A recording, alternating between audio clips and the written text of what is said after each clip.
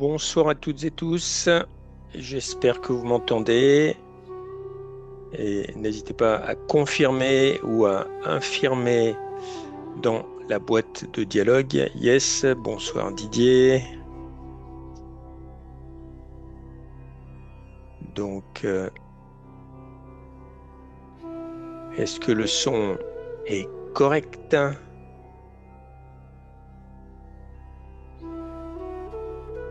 Très bien, très bien. Et il y a peut-être même un peu de musique de fond. Donc,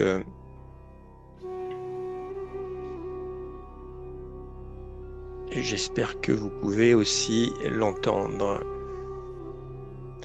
D'ailleurs, je vais la couper là. Hop.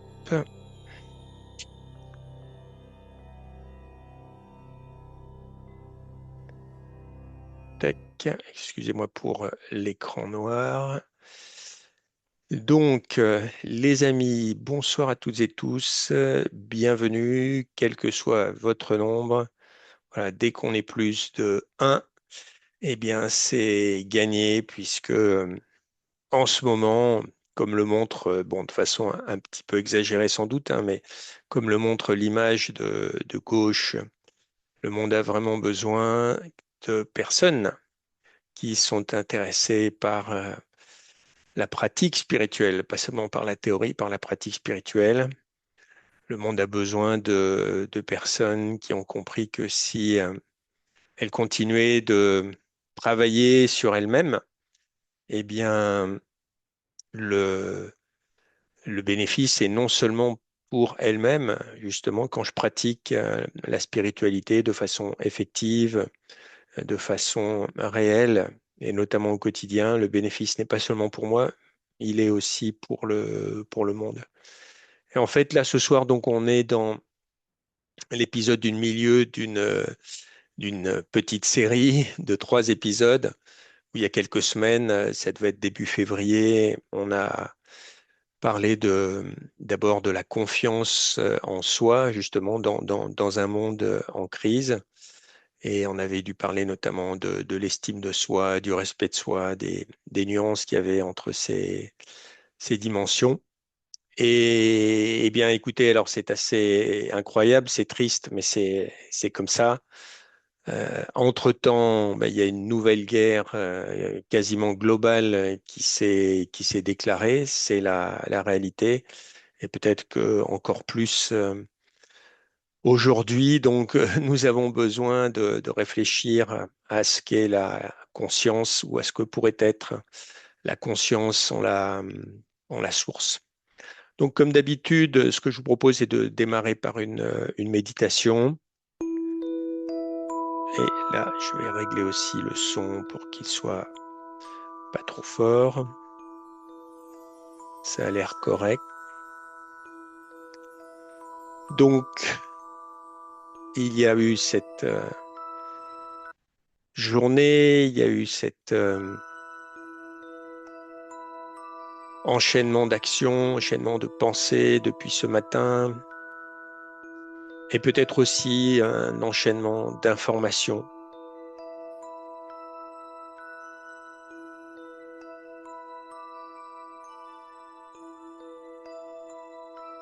Tout ça, c'est déjà le passé par rapport à maintenant. Maintenant, c'est-à-dire il est 19h04.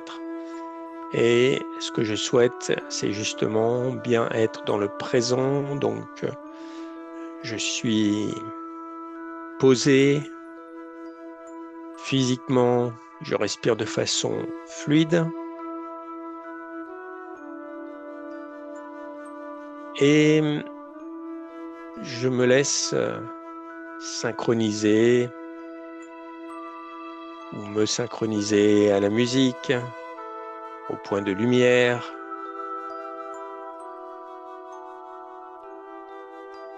Tout ceci doit m'aider à aller dans mon intériorité.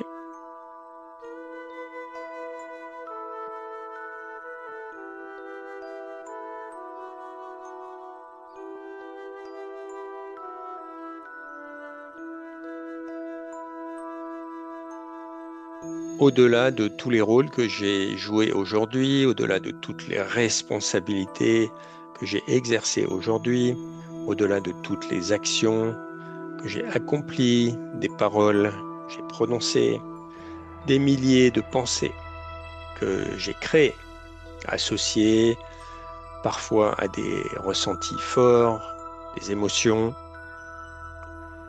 eh bien, qui a vécu tout cela? C'est l'être spirituel que je suis. Cet être spirituel que je suis, dans le Raja Yoga, la réponse est très claire. Qui suis-je? Que suis-je? Je suis un être d'énergie avant toute chose. Évidemment, ce n'est pas une énergie physique, c'est une énergie métaphysique. Je suis un être spirituel vivant ma vie d'être humain dans le monde matériel. Dans le monde matériel où, outre les éléments de la matière, outre la nature, il y a aussi le temps, la dimension du temps.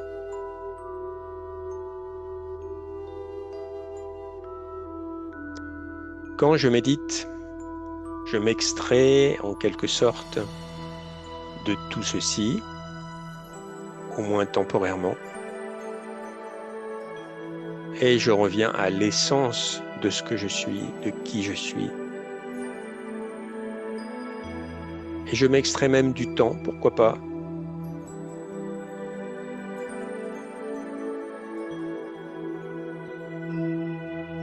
Ce point d'énergie que je suis est un point de pure sérénité, de pure tranquillité, de pure paix.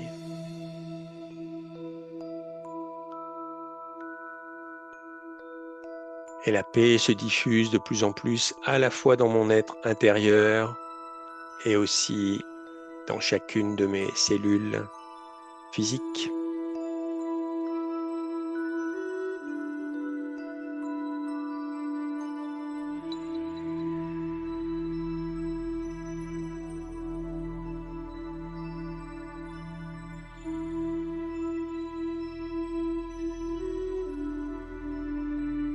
Tout simplement.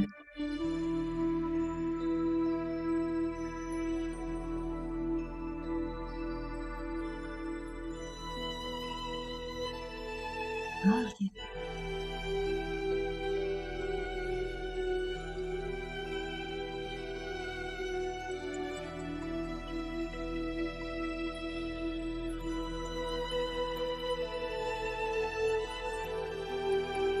Et donc je suis cet être de paix, cet être de sérénité qui non seulement ressent cela, mais également peut partager cela avec ce monde qui en a tant besoin, avec ma grande famille humaine, plus de 8 milliards d'âmes en ce moment.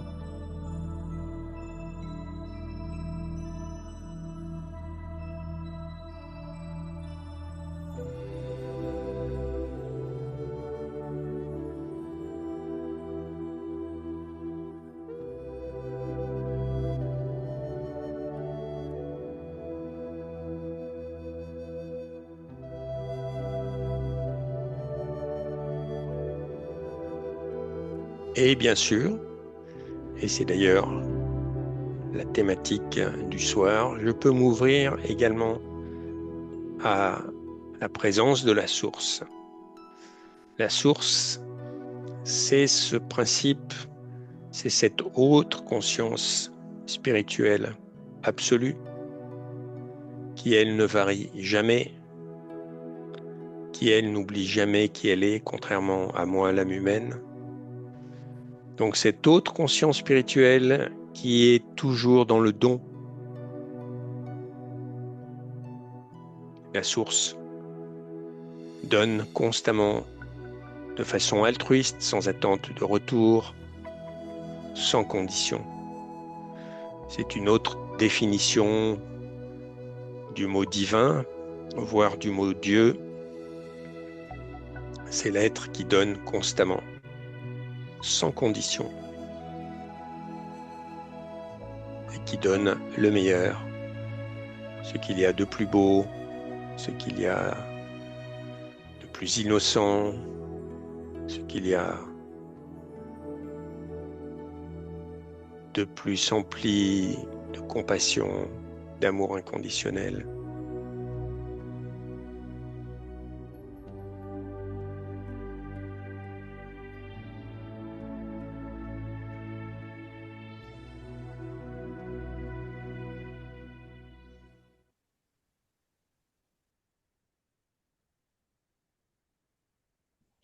Je reste tranquillement dans le silence avec moi-même, le centre de mon être, et avec la source.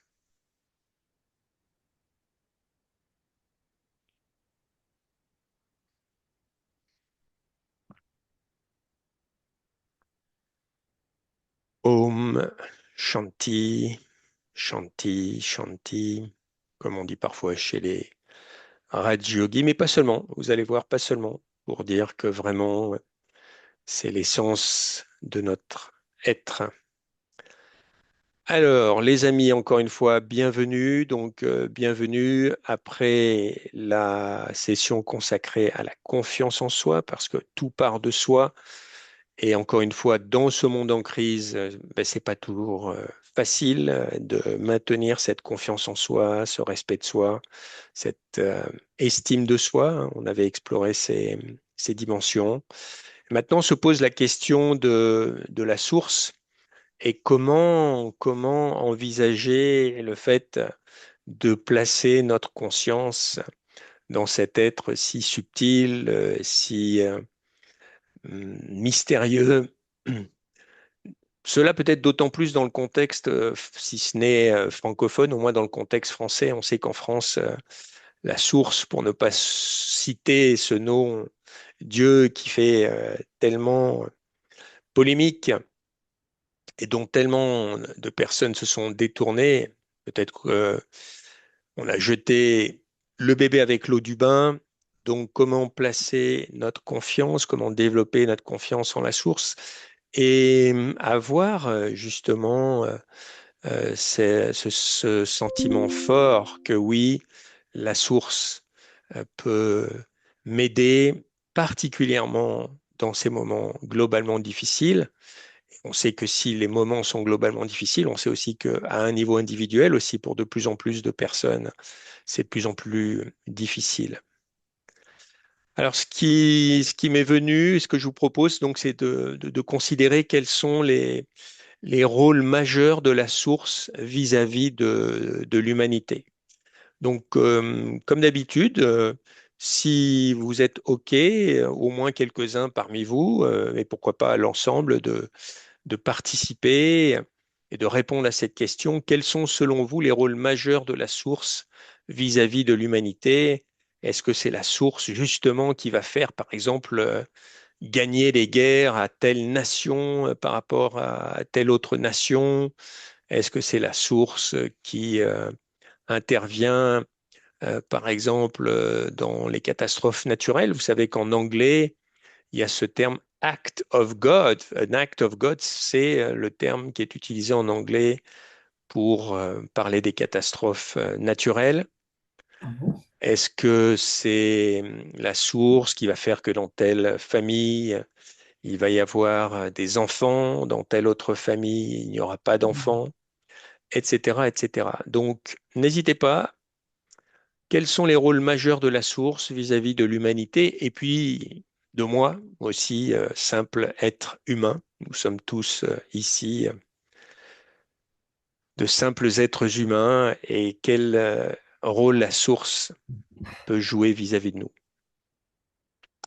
Un soutien magnifique, ok, permet de se détacher de la conscience du corps, très probablement, hein. Donc la conscience du corps, c'est l'identification au corps, j'imagine, Stéphane, et l'identification à tout ce qui est connecté au corps.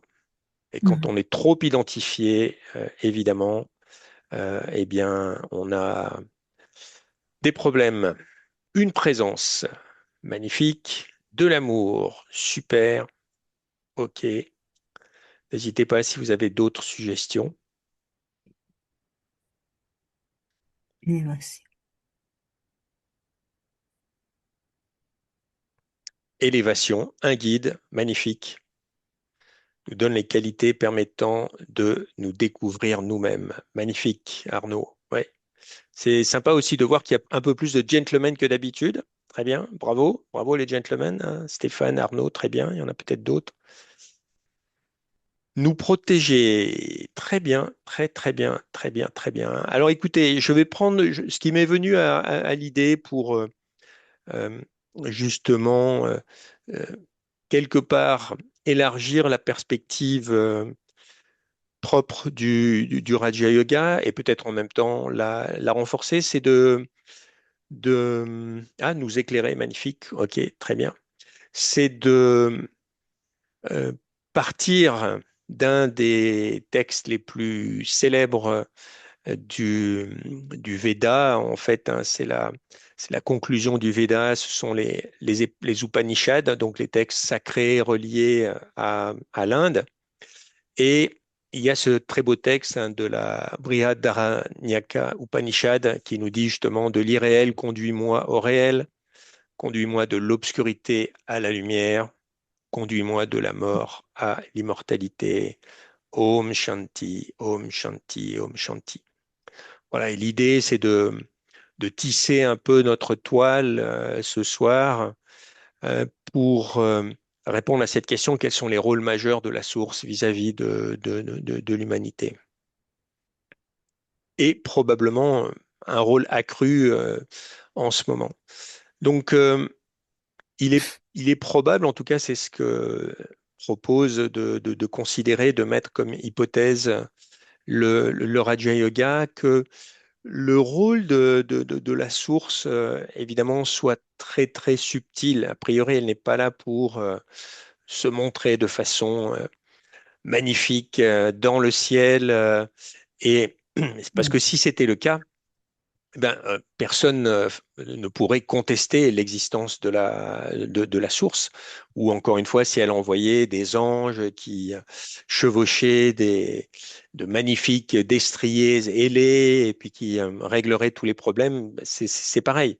On n'aurait pas le choix. Or, dans cette magnifique pièce de théâtre de la vie, eh bien justement, l'être humain, dans une large mesure, a le choix, et notamment en termes de croire ou de ne pas croire à ceci ou à cela, et notamment à l'existence ou pas de la source. Donc, je ne suis pas en train de dire que la source n'a pas un rôle global, mais ce rôle global, il va d'abord passer par un rôle très intime avec chacun d'entre nous. Et si j'ai pris cette Upanishad, donc 1, 3, I3, 28, c'est parce que il me semble que ça décrit très bien ce rôle. Et puis Upanishad. après, on prendra des, comment dirais-je, un descriptif ou des descriptions qui sont un peu plus proches de ce que propose le Raja Yoga. Alors, première stance, première hypothèse, enfin pas première hypothèse, première proposition plutôt. Conduis-moi de l'irréel au réel, hein, ou de la non-vérité à la Mhm. vérité. Donc, ce que nous disent notamment les traditions orientales et ce que reprend à son compte le Raja Yoga, c'est que depuis très très longtemps, en fait, l'être humain est dans une forme d'illusion, l'être humain est endormi, l'être humain est un peu comme un zombie, si on prend les- le vocabulaire des jeunes d'aujourd'hui qui apparemment apprécient beaucoup toutes ces histoires de morts vivants, etc. Et donc on a l'impression qu'on est réveillé, on a l'impression qu'on est conscient véritablement, mais ce que nous disent ces traditions, effectivement, c'est que ce n'est pas tout à fait le cas. Et en Occident, il se trouve qu'il y a eu un mythe, il y a fort longtemps, qui nous disait déjà cela, c'est le mythe de la caverne de Platon. Donc, je ne sais pas là si l'image est très claire, mais vous voyez, en fait, nous sommes dans la situation de ces êtres humains qui sont enchaînés et qui regardent dans une caverne, qui plus est, des ombres, hein, qui regardent même pas des personnages réels, mais des ombres, vous imaginez, qui sont projetées par des objets qui dépassent d'un mur. Il y a une lumière derrière, c'est la lumière d'un feu. Donc on imagine c'est des ombres qui sont certainement très vacillantes, hein, parce que évidemment les flammes d'un feu ne sont pas toujours régulières. On n'est pas là avec un spot halogène. Et donc, notre état, c'est ça. On regarde des ombres, on considère pour complètement réel quelque chose qui n'est que l'ombre. Et c'est pour ça qu'on a besoin effectivement de quelqu'un pour nous aider à aller de la non-vérité à la vérité, de l'irréel au réel. Et je dirais que c'est vraiment l'expérience, je pense, bah, de tout pratiquant spirituel un petit peu sérieux, un peu régulier, que petit à petit, au fur et à Ouais. mesure de sa pratique, eh bien, ce pratiquant, cette pratiquante spirituelle va petit à petit lâcher prise, va petit à petit abandonner certaines croyances, pardon, certaines croyances qui, au départ, étaient pour elle des croyances qui étaient des croyances en béton, des croyances en métal. Et en fait, petit à petit, on se dépouille de certaines idées fixes qu'on avait, on se dépouille justement de certains a priori qu'on avait pour arriver à un moment donné à avoir beaucoup plus de liberté, parce que tous ces a priori, toutes ces croyances, évidemment, nous Oui, ça, font du mal et nous empêchent d'être libres. On pourrait prendre la situation actuelle, évidemment, dont tout le monde parle, cette malheureuse guerre dans le Moyen-Orient. On voit bien qu'il y a certains, comment dirais certaines personnes qui sont complètement identifiées à telle ou telle race, ou à telle ou telle nationalité, ou à telle ou telle ethnie. Et on voit bien que c'est ça qui crée tellement de souffrance sans même faire porter le blâme sur qui que ce soit. De toute façon, tout se déroule comme cela doit se dérouler. Et on espère qu'à partir de ce chaos aussi, eh bien, il y aura après peut-être de l'harmonie qui sortira de ça. Donc, il n'y a pas de blâme à jeter sur qui que ce soit. Nous, on doit rester en paix, on doit voir clair, justement. On n'est pas là pour dire bah, c'est plutôt la faute d'un tel, c'est plutôt la faute d'un tel, même si peut-être ce sont des opinions que l'on a. Notre attitude spirituelle, là, si on sort de la grotte, c'est d'abord de rester en paix, c'est d'abord de nous emplir d'amour, de compassion pour rayonner cela. Et évidemment, si on peut aussi agir de façon non violente pour contribuer à la résolution de cette très très grande crise, ben, faisons-le. Mais si on ne le peut pas, eh bien évidemment, ce n'est pas en entrant dans l'invective, ce n'est pas en rentrant, en pointant du doigt tel ou tel, etc., qu'on fera partie de la solution. Là, on fera partie du problème. Et donc, du point de vue du Raja Yoga, contrairement à ce qui est dit dans certaines religions, euh, la source ne s'incarne jamais, ne devient jamais un être humain, ce que l'on trouve par exemple évidemment dans le christianisme, mais aussi dans l'hindouisme. Vous avez chaque fois qu'il y a des très grandes crises sur Terre, Vishnu s'incarne pour résoudre ces crises. On va parler des avatars de Vishnu. Et bon, l'optique du Raja Yoga, sachez-le, c'est que au contraire, la source, évidemment, intervient dans les affaires humaines, mais encore une fois, de façon très subtile. C'est plutôt à l'échelle individuelle d'abord, et elle est là pour nous aider à sortir de l'illusion. Elle est là pour nous aider à sortir de ce qu'on retrouve dans le bouddhisme aussi, dans l'hindouisme maya. Donc l'illusion, c'est être au fond de la grotte et considérer comme vrai toutes ces ombres. Évidemment, tout ceci est bien amplifié à notre époque par tout ce qui est médias, par tout ce qui est réseaux sociaux, etc. Alors là, je pense que si Socrate et Platon revenaient à notre époque, ils créeraient une autre métaphore pour dire que non seulement on est au fond de la grotte, mais on est sous l'eau. On est carrément sous l'eau. Et on voit des poissons et on croit que ces poissons sont réels.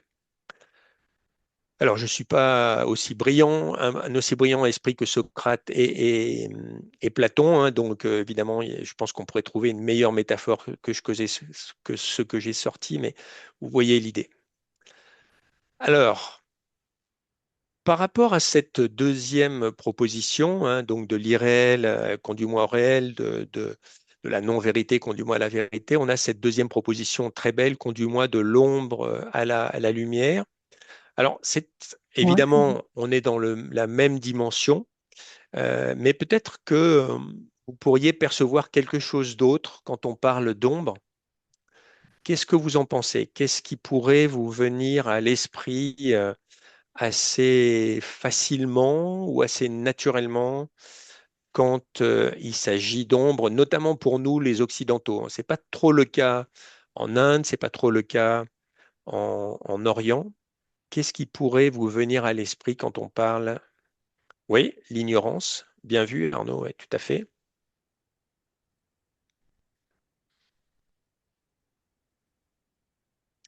Est-ce qu'il y a d'autres idées qui viennent? Prendre les choses pour ce qu'elles ne sont pas en réalité. Oui, tout à fait, tout à fait. Donc le déni de réalité, voilà. Alors donc c'est là où on voit que les deux premières stances de cette Upanishad, hein, sont très très très très proches. Alors les obstacles qui nous empêchent de voir clair, tout à fait. Et ben, si je peux me permettre de rebondir tout de suite sur cette proposition d'Arnaud, oui, tout à fait, on doit nous guider, hein, donc on est bien là dans la bonne direction. Euh, En fait, je vous propose de considérer qu'il s'agit d'abord de notre propre ombre, hein. Donc, notre Ah. propre ombre, ça c'est un concept éminemment jungien. C'est quelque chose qui est en nous et qui nous empêche justement de voir le réel. Ouais. Et Jung nous dit en plus qu'on projette cela très, très facilement Mhm. sur les autres. Donc on va très facilement repérer chez les autres tel ou tel défaut. Et si ce défaut en particulier nous fait vraiment réagir, euh, un, un psychanalyste jungien ou un psychothérapeute d'obédience jungienne nous dirait, ben, si ça te fait autant réagir, c'est probablement que quelque part aussi, toi, peut-être que tu n'as pas ce défaut, je dirais de façon aussi claire, mais quelque part, quand même, il y a des traces de cela en toi, et parfois même tu l'as et tu ne On le voit vois pas. pas. Donc voilà, c'est une interprétation que je vous propose, hein, mais certainement qu'il y aurait d'autres interprétations. Et donc, c'est quelque chose de plus intérieur encore. Évidemment que finalement, tout est intérieur. Pourquoi? Parce que euh, la vie que nous vivons, de toute façon, elle est vécue dans notre esprit, hein, et chacun ici, dans la même situation, vivrait quelque chose de différent parce que chacun est unique et la vie de chacun se projette sur l'écran de son propre esprit. Donc, on en revient toujours à l'intérieur. Mais quand il s'agit de cette ombre, voilà, eh ben, je vous propose de considérer que c'est quelque chose d'encore plus intime. Et on a besoin effectivement de la source pour nous aider à éclairer ça. Alors, ce qui est fabuleux, mesdames et messieurs, effectivement, c'est que comme vous le savez, et on le voit un petit peu peut-être avec l'image sur la droite, qui est là, qui est une image typique du Raja Yoga, où on voit d'abord l'univers physique avec évidemment la planète bleue, notre belle Terre, et la Lune et Saturne, et puis on voit des comètes, etc. Et on voit finalement l'univers physique et la source est au-delà. Euh, eh bien, ce qui est fabuleux, on le sait, c'est que l'obscurité n'a pas de source, hein. C'est fabuleux de se dire cela. OK, j'ai cette ombre qui est en moi. Je progresse petit à petit vers la lumière et plus je m'imprègne de lumière, plus l'ombre euh, diminue, forcément. Plus je mets de la lumière en moi, plus Mhm. j'éclaire mon intériorité, plus l'ombre doit reculer. Attention, ça ne veut pas dire qu'il ne va pas y avoir de combat, ça ne veut pas dire qu'il ne va pas y avoir même de guerre parfois. Et c'est pas parce que de façon très consciente, je m'oriente vers la lumière qu'il n'y a pas comme ça des sources, des sursauts et que l'ombre parfois paraît même, comment dirais-je, invincible. Mais tout ça, ça fait partie de l'illusion. Ça fait partie de Maya. Parfois, on a l'impression qu'on ne s'en sortira pas, mais non, mais non. Ou plutôt, mais si, la source est là. La source est toujours à mes côtés.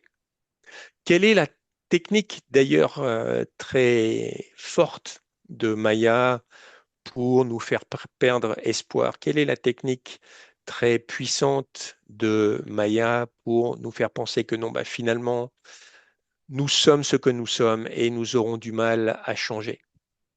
C'est quoi, à votre avis, la technique principale de Maya et par exemple de notre ombre?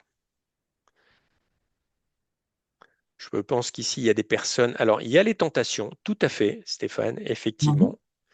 Tout à fait, bravo. Et ça, évidemment, c'est bien décrit dans pas mal de chemins spirituels.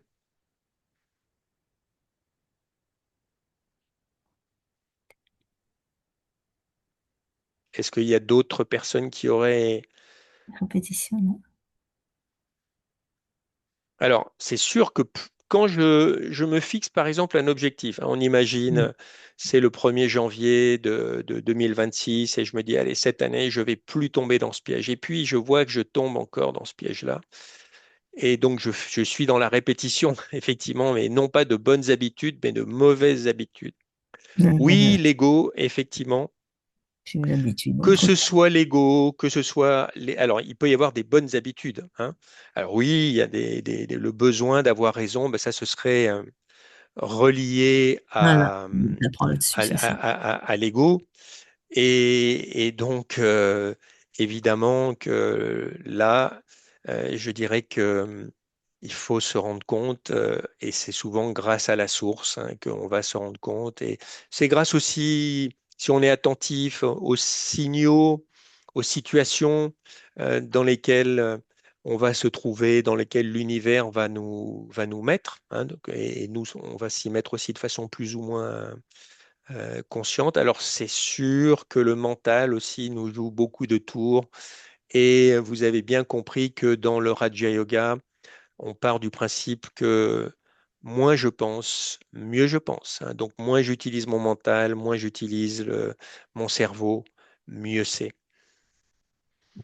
Oh, magnifique, oui, alors là c'est un stade, bah, par exemple, qu'on peut voir très bien là dans ces moments de violence extrême qu'on est en train de vivre.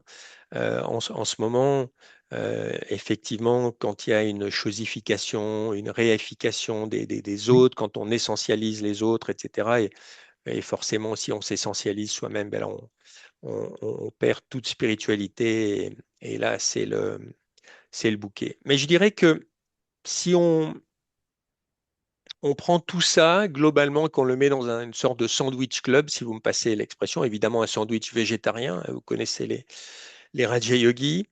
Il n'est pas question de manger autre chose qu'un beefsteak de soja, évidemment, et encore de soja plutôt bio, et encore pas trop de soja aussi, mais là, je digresse.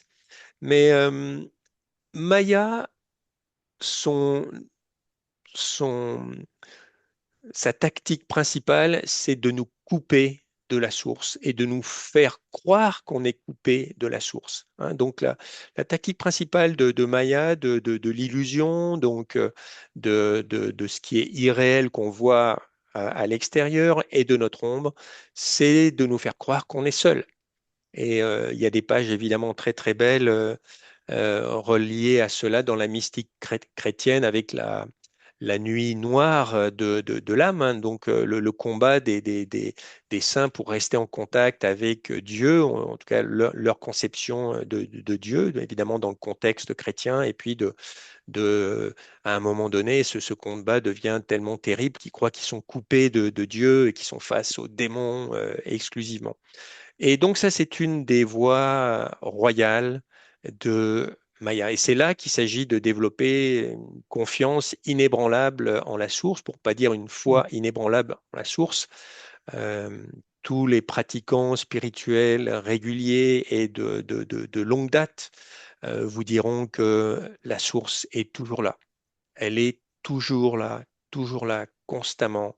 C'est notre meilleur cheerleader, mais bon, je ne sais pas si c'est une bonne image non plus. En plus, ça nous renvoie actuellement à un pays dont peut-être on ne veut pas trop parler, mais c'est notre supporter indéfectible, hein. Vous connaissez l'histoire des traces de pas dans le sable.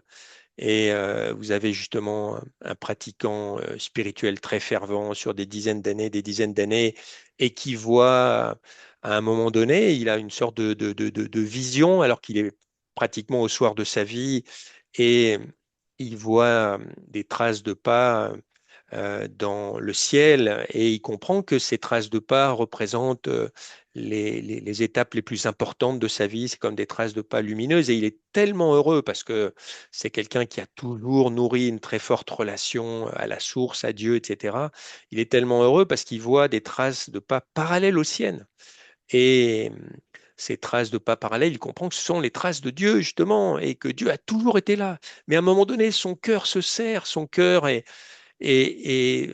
presque à l'arrêt, parce qu'il voit que le moment le plus dur de son existence, là où il a dû justement affronter le plus de défis, des obstacles terribles, extérieurs et intérieurs, il n'y a plus qu'une seule trace de pas.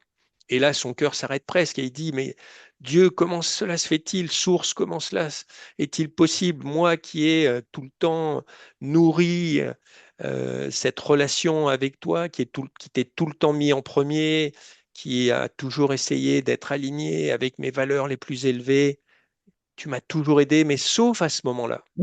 Sauf à ce moment-là, parce que je vois bien que là, il n'y a qu'une seule trace de pas. Évidemment, évidemment, la source, qui est un océan de compassion, répond de façon très très douce dans le cœur, dans l'esprit de son enfant. Eh bien, je ne t'ai jamais abandonné, parce que si tu regardes bien, tu verras que ces traces de pas, ce sont les miennes. Et quand tu as vécu cette période si difficile de ton existence, en fait, c'est parce que je te portais. Voilà, donc cette histoire, je pense que certains d'entre vous la connaissaient déjà, mais c'est un témoignage, je suis certain que ben, moi-même, je pourrais vous donner, donc depuis 32 ans de pratique, et où effectivement, il y a eu des nuits noires de l'âme aussi, mais finalement, ben, j'ai toujours vu que la source était là, effectivement, à mes côtés, mais je l'ai vu parfois rétrospectivement, et si vous interrogez n'importe quel pratiquant spirituel, à condition bien sûr que ce soit une pratique spirituelle qui inclut la relation à la source, et c'est vraiment le cas du Raja Yoga, hein, parce que vous savez bien que dans Raja Yoga, il y a cette notion de yoga royal, et donc de développer cette relation la plus royale d'entre toutes, c'est la relation à la source, ce qui nous permet après de développer des relations saines à l'horizontale avec nos frères humains. Bien voilà, tous les pratiquants de longue date vous diront oui, la source, elle est là et elle nous porte. Et je sais pas, n'hésitez pas, hein, si vous avez des questions par rapport à ça. Et c'est là qu'on arrive à la troisième stance, ou à la troisième proposition. Donc, conduis-moi de la mort à l'immortalité. Et donc, écoutez, j'espère que vous me pardonnerez cette image Oui. là qui est. Mais bon, les anges, vous savez, c'est pas que pas que dans le christianisme, hein, dans l'islam aussi, et un petit peu dans l'hindouisme, hein. Il y a certaines iconographies où on voit les anges qui sont quelque part des intermédiaires entre nous et la source. En tout cas, la peur de la mort, j'espère que ici, personne n'a peur de la mort physique. Et si c'est le cas, ben, c'est quelque chose qui de toute façon peut se travailler. Mais c'est une peur qui est une peur racine par rapport à beaucoup d'autres Yes, peurs. je suis La peur d'accord. de perdre son emploi quand on travaille, la peur de perdre un être cher quand Mm. évidemment on a une famille, la peur de perdre telle ou telle dimension de notre être à laquelle on est fortement attaché. Et Mm. donc, sortir de cette peur-là, donc c'est une forme de mort, quelle que soit la mort, que ce soit la mort physique ou la mort d'une relation ou la mort d'une dimension de notre être. Hein, c'est pour ça qu'il y a certaines personnes, parfois, elles prennent leur retraite et quelques mois après la prise de retraite, ou parfois c'est quelques années, ben, elles meurent comme ça. Quelle que soit cette dimension de notre être, eh bien, la source peut nous aider et à dépasser cela. Et en fait, la mort n'existe pas. La mort n'existe pas. Alors, dans le Raja Yoga, effectivement, comme vous le savez, la proposition, c'est de considérer que moi, l'âme, je suis un être d'éternité, je suis un être indestructible. Jamais je n'ai été créé, pardon, jamais je n'ai été créé et jamais je ne disparaîtrai. Alors ça, quand on médite là-dessus, je peux vous garantir, et quand on arrive vraiment à le ressentir, que Ouais. ça Mm. change vraiment beaucoup, beaucoup de choses. Évidemment, après, on veut communiquer cet évangile, cette bonne nouvelle, hein, c'est ce que veut dire évangile aux autres. C'est pas facile. Et donc, on est quand même à une époque, bah, vous imaginez, en plus, il y a la crise du Covid, ça a été terrifiant pour beaucoup de personnes. Et on est encore à une époque où la mort reste mortelle, alors que c'est juste un passage et c'est pour nous préparer à une autre existence après. En tout cas, la source est là pour nous accompagner, pour nous faire voir le réel le plus possible, pour nous amener vers la lumière et pour ne plus croire à la mort, évidemment physique, mais à toutes sortes de morts. Toutes les morts qui nous font trembler, toutes les pertes qui peuvent nous Mm. faire trembler quand on y pense, en fait, eh bien, ce sont simplement, encore une fois, des illusions. Alors, je vous propose, comme on a bien progressé selon cette Upanishad, évidemment, dans le Raja Yoga, on essaye de. C'est pas, alors, c'est pas véritablement qu'on essaye de simplifier les choses, mais on se rend compte dans l'enseignement qui nous a été transmis donc depuis quelques dizaines d'années, dans cet enseignement qui vient d'Inde, mais qui n'est pas rattaché à l'hindouisme, hein, et notamment parce qu'il n'y a pas de gourou. Il Ah n'est pas bon? rattaché à l'hindouisme aussi parce que les femmes sont les principales transmettrices de cet enseignement du Raja Yoga et ont souvent des positions de leader. Donc, je me permets de rappeler ça puisque hier, c'était quand même la journée pour le droit des femmes. Mais il se trouve que dans le Raja Yoga, euh, la- la- alors évidemment, nous sommes des âmes avant tout, hein, mais en tout cas, les âmes qui jouent des rôles de femmes ont souvent des rôles de leader, et c'est très bien comme ça dans cette époque qui reste éminemment patriarcale. En tout cas, ce que l'on propose, c'est assez classique de dire que la source peut jouer le rôle de père, peut-être moins classique de dire que la source peut jouer le rôle de mère. Ok. Elle peut jouer le rôle de professeur parfait, de guide infaillible, justement pour sortir de la grotte, et d'ami idéal. Et finalement, la source peut jouer une infinité de rôles. Euh, Si un jour vous allez jusqu'au bout de l'enseignement du Raja Yoga, vous verrez que, par exemple, il est proposé de passer un contrat avec la source comme étant le businessman ultime. Et ce contrat, c'est quoi? Bah, c'est de lui donner tout ce que l'on ne veut plus, justement, tout ce qui nous limite, et de prendre uniquement des trésors, les trésors des vertus, les trésors de l'amour inconditionnel, Ouais. de la paix profonde, etc. La source est le lavandier, elle lave nos, nos vêtements qui sont complètement sales, particulièrement à cette époque-là de l'humanité. Et évidemment, ce vêtement, c'est le vêtement de l'âme, c'est le vêtement intérieur. Et on est à une époque où effectivement, on est chargé de tout un tas d'impuretés, de saletés qui sont tout simplement les identifications. Les identifications qui sont tout simplement le fait qu'on on est complètement au fond de la grotte et on a besoin du lavandier. On a besoin, alors il y a des titres très amusants, l'assureur, donc il nous assure justement en nous sortant de cette peur de la mort, ben, il nous assure que la vie éternelle est possible à condition de passer le bon contrat avec lui. Et c'est un contrat, ou avec elle, hein, la source n'a pas de genre, et c'est un contrat évidemment qui ne coûte rien, etc., etc. Alors, dans les rôles importants de la source, que penser de la conscience? Je ne suis pas sûr de comprendre cette question. Que penser de la conscience? Ben, enfin, ou peut-être si je dois la comprendre, je dirais que la conscience, c'est au cœur de la relation de la source. C'est-à-dire que si j'ai bien compris qu'aucun être humain, même le plus proche, même l'être humain qui m'assure son amour inconditionnel, aucun être humain ne peut véritablement m'aider à sortir de la grotte. Et surtout, aucun être humain ne peut être, justement, comme dans l'histoire des traces de pas dans le sable, ne peut être là en permanence. C'est pas possible. Il n'y a aucun être humain qui peut être tout le temps avec moi. Et heureusement, parce que ça deviendrait même pénible, même si j'aime beaucoup cette personne. OK?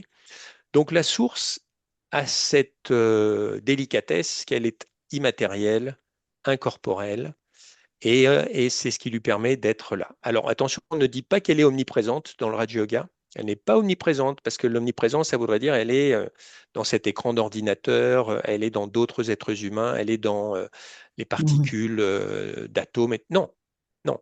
Euh, Comme un soleil invisible, on peut tout le temps se connecter à la source. Et d'ailleurs, je vous propose une petite connexion, juste Oui. 2-3 minutes, comme on a bien échangé des idées. C'est un entraînement intéressant de voir, alors que là, vous êtes assis devant un écran, que vous écoutez quelqu'un qui parle, qu'il y a aussi les interactions avec la boîte de dialogue. En combien de temps, bien sûr, c'est pas une compétition, mais l'idée du Raja Yoga aussi, c'est d'arriver à une maîtrise de l'esprit. En combien de temps vous arrivez à faire abstraction de tout ça et à revenir à ce que vous êtes? Je reviens très vite à ce que je suis, le point de conscience. Om Shanti. Je suis un être de paix. Je suis un être de lumière. Je suis un être de beauté. Et je suis un être de compassion. Et je rayonne tout cela. Je partage cela avec le monde.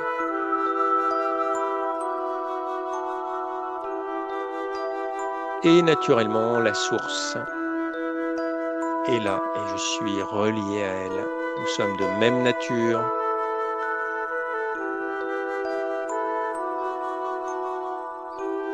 Nous sommes deux énergies conscientes.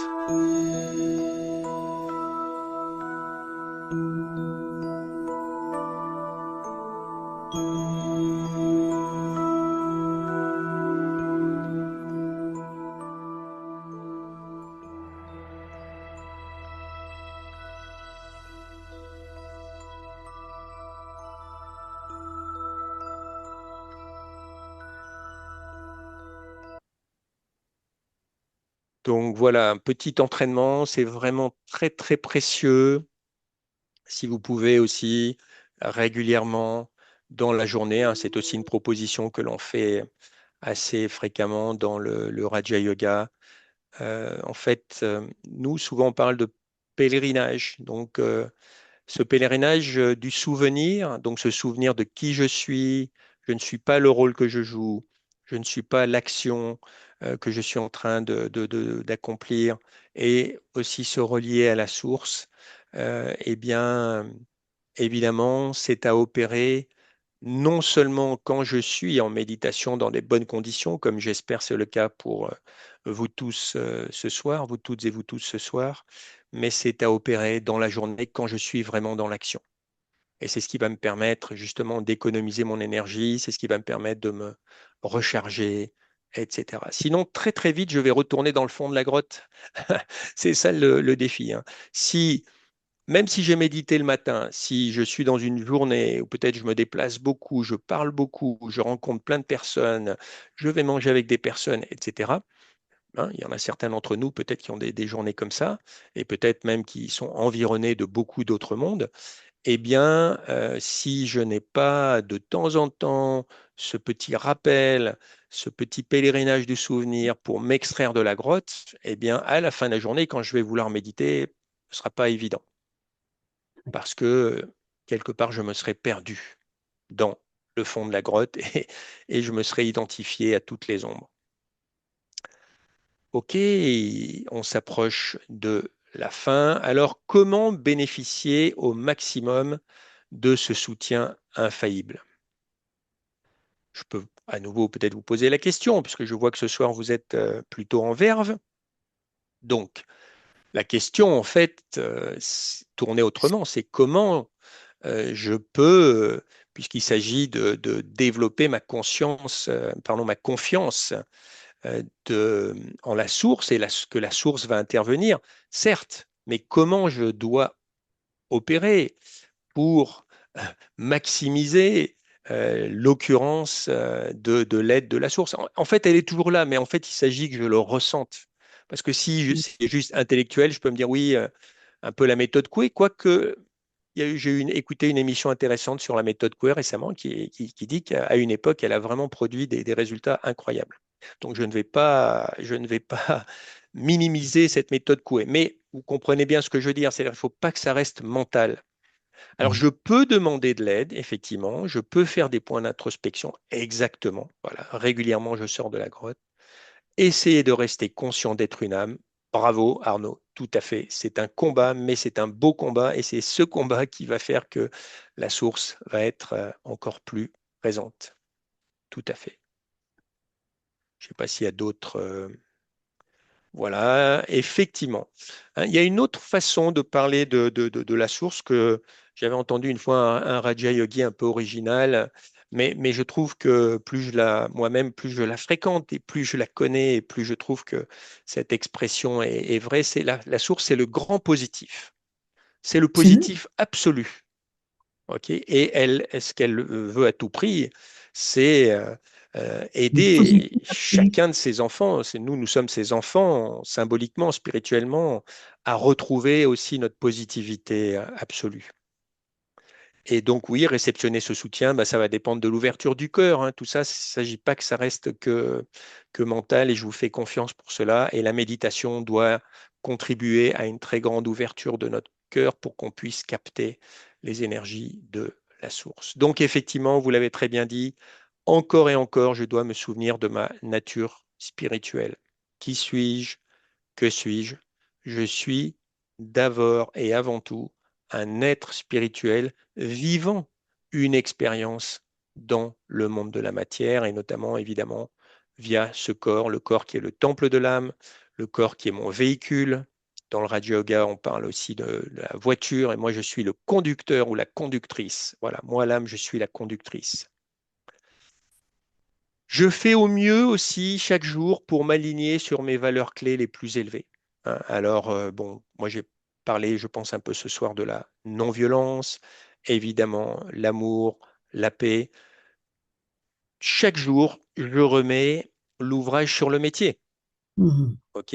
Chaque jour, parce que justement, comme j'ai mon ombre qui me fait chuter encore et encore, eh bien, chaque jour, grâce à la méditation, grâce à l'étude de textes spirituels, grâce à l'attention portée évidemment à mes pensées, grâce à l'attention portée à ma nourriture, ça on en a déjà parlé, etc.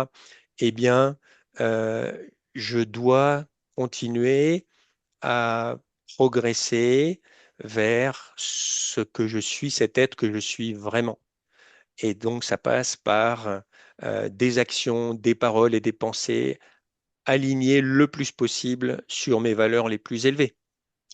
Évidemment, si, entre guillemets, je tombe en chemin, eh bien, je, je suis rempli de douceur avec moi-même, je me relève et je me promets de ne pas retomber trop vite ou de ne pas retomber aussi profondément, etc., etc. Et évidemment, le regard de la source va m'aider en cela.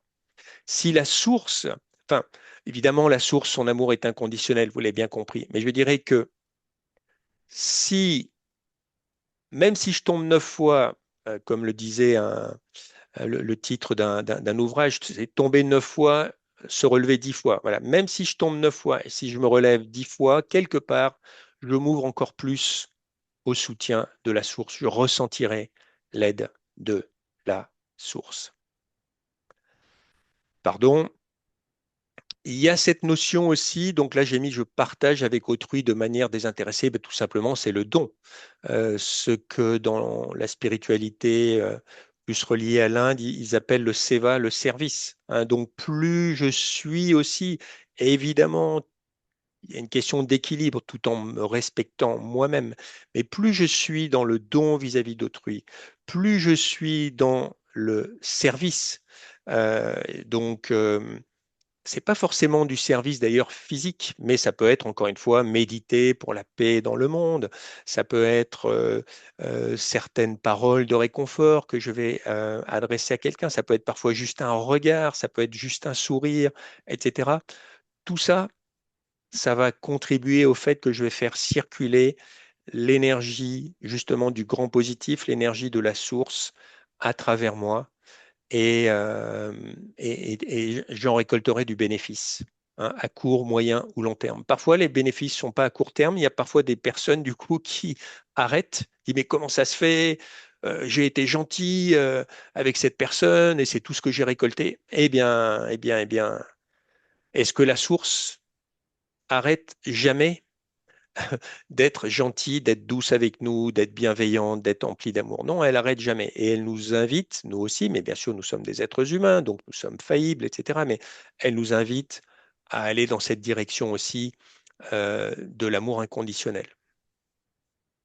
Un sacré objectif, évidemment. Et encore, évidemment, j'utilise le pouvoir du silence. C'est le pouvoir principal, je dirais, pour mieux communiquer avec la source. Hein. Et c'est un sacré défi dans le monde actuel avec tous les écrans que l'on a, avec tous les gadgets que l'on a, avec toutes les relations que l'on a. Hein. On a beaucoup plus de relations, même si ce ne sont pas forcément de vraies relations, hein, que nos grands-parents, nos arrière-grands-parents, et plus on remonte dans le temps, plus c'est évident. Okay. Et chaque personne proche à qui on a donné notre numéro de téléphone peut nous envoyer un texto, un WhatsApp ou un que sais-je à n'importe quel moment. Et voilà. Donc, comment je crée cette qualité de silence, cette profondeur de silence en moi?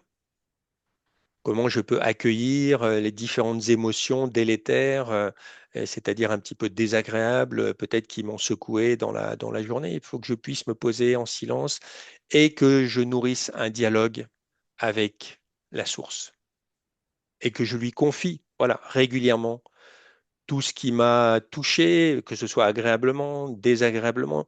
Il s'agit petit à petit, mesdames et messieurs, et j'en terminerai là-dessus, de faire en sorte que la source devienne finalement notre compagnon constant. On revient à la diapo enfin, peut-être pas tout à fait du début, mais qui était une des diapos qu'on a vues. La source peut devenir mon meilleur ami, ma meilleure amie au quotidien. Alors, juste pour terminer avant la méditation finale, quelles sont vos petites astuces pour faire de la source votre ami au quotidien, votre compagne ou compagnon au quotidien, votre soutien au quotidien, et ainsi évidemment avoir une pleine confiance dans la relation, parce que c'est ça l'enjeu. Alors, la respiration, évidemment, il faut faire attention à ce que la respiration soit fluide. Et puis, je peux peut-être me dire, allez, j'expire tout ce qui est mauvais et j'inspire tout l'amour de la source, toute la lumière de la source. La gratitude, magnifique. Moi, je sais que j'utilise aussi beaucoup ça. J'essaye le plus souvent possible de remercier la source. Évidemment, parfois, ça peut paraître quelque chose de peut-être d'un petit peu dévotionnel. Et je sais il y a des personnes qui vont trouver une place de parking au centre-ville de Paris, de Lyon. On va dire, bon, merci la source. C'est peut-être ça un petit peu exagéré, mais à la limite, on s'en fiche. À partir du moment donné où je pense à la source, et comme c'est le grand positif et qu'elle est à l'origine de tout ce qui est positif, évidemment, moi, je ne crois pas.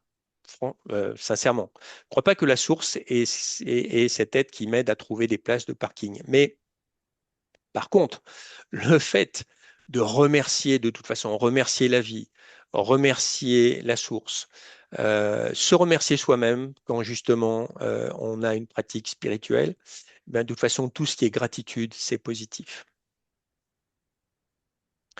Alors, une chose que j'ai beaucoup fait et que je fais encore de temps en temps, c'est écrire. N'hésitez pas à écrire à la source. Hein.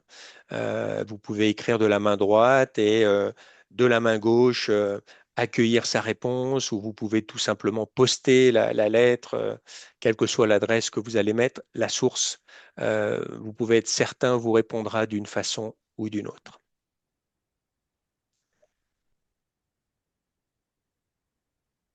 Oui, tout à fait, hein, le sourire, l'humour va beaucoup nous aider dans notre chemin spirituel et dans notre relation à la source. En tout cas, les amis, voilà, soyons certains, particulièrement à l'époque actuelle, que la source est avec nous. C'est exactement comme l'histoire des traces de pas dans le sable. Et ça, ben, beaucoup de traditions nous le disent depuis la nuit des temps. Hein. Évidemment, donc, dans le contexte français, on connaît bien celle-là, Aide-toi et le ciel t'aidera. Mais je vous en propose quelques autres. Donc, évidemment, la confiance, c'est très relié à la foi. Mais si le terme de foi est peut-être un peu fort, ben, vous pouvez garder juste le mot confiance. Mais voilà, je peux être certain que puisque mon objectif est d'aller vers le mieux pour moi et pour donner après le meilleur autour de moi, donc pour contribuer à ce que ce monde aille mieux, je peux être certain que la source m'aide d'une façon ou d'une autre. Soit qu'elle me porte, soit qu'elle me transfère son énergie, soit que d'une façon ou d'une autre, comme on dit, les voies du Seigneur sont impénétrables. Donc, mais d'une façon ou d'une autre, elle va m'aider. Et on verra la prochaine fois. Donc, la prochaine fois, je crois que c'est en avril. On verra la prochaine fois avec la troisième et dernière clé de cette petite trilogie. Donc, confiance en la vie, confiance en l'existence. On verra la prochaine fois que il y a cet objectif d'exprimer le meilleur de soi et qu'on est bien aligné avec évidemment la source, eh bien la vie elle-même nous aide. La vie, l'univers, l'existence eux-mêmes nous aident. Voilà les amis, je vous propose de terminer par une dernière méditation et on pourra après se séparer et Oui, propager beaucoup de lumière là dans le monde qui en a de plus en plus besoin. Et donc, je vous invite vraiment, vraiment à garder vraiment cette lumière dans votre cœur. Plus il y a de chaos, il y a des chances qu'il y aura encore plus de chaos au fur et à mesure là, des prochaines semaines, prochains mois, prochaines années, avec, espérons-le aussi, des accalmies. Mais plus il y aura de chaos, plus nous devons, nous, être lumineux. Voilà les amis, Om Shanti, merci, merci de vos partages nombreux, de votre belle énergie. Et quand on est ensemble comme ça, même à distance, bien évidemment, on médite d'autant mieux.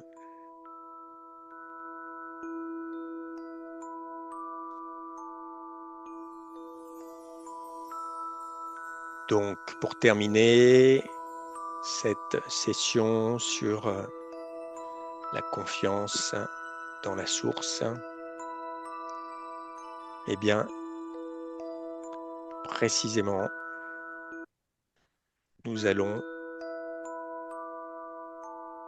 une dernière fois ce soir orienter tout notre esprit, tout notre cœur vers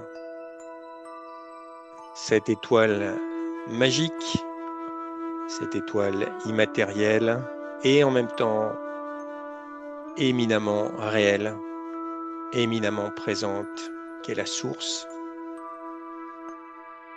La source est cet être d'énergie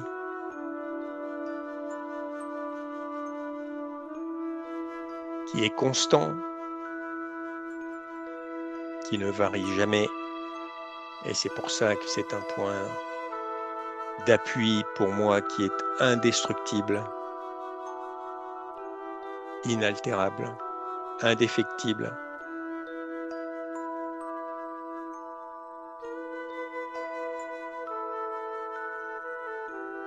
Et j'ouvre mon cœur totalement à cette présence. Je la remercie. J'ai tellement de gratitude.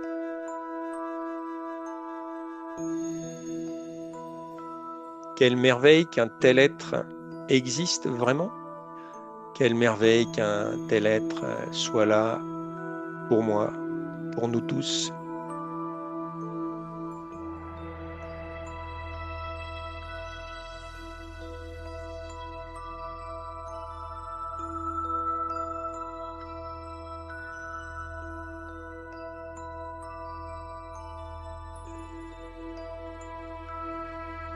Quelle merveille de pouvoir se reposer sur un être qui jamais ne me fera défaut.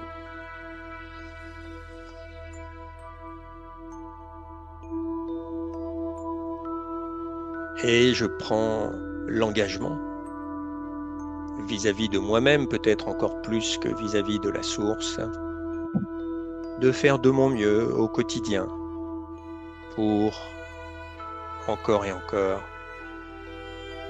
me relier à ce que je suis vraiment, un être spirituel,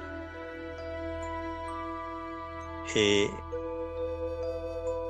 ouvrir mon cœur également, ouvrir mon esprit à la présence de la source qui ne demande que ça, qui est à ma disposition, qui est à mon service,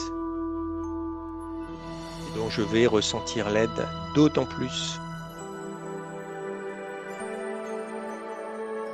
que je ferai ce pas de courage, ce pas de détermination.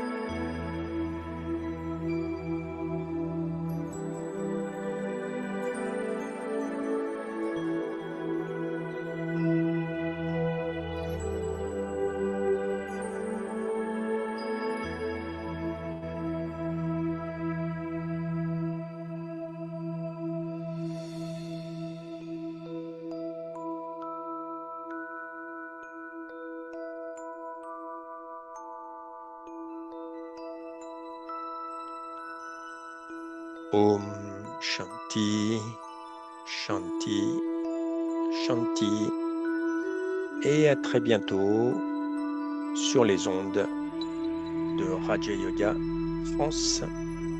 Et belle semaine à vous dans la sérénité et la lumière de la conscience. Om Shanti.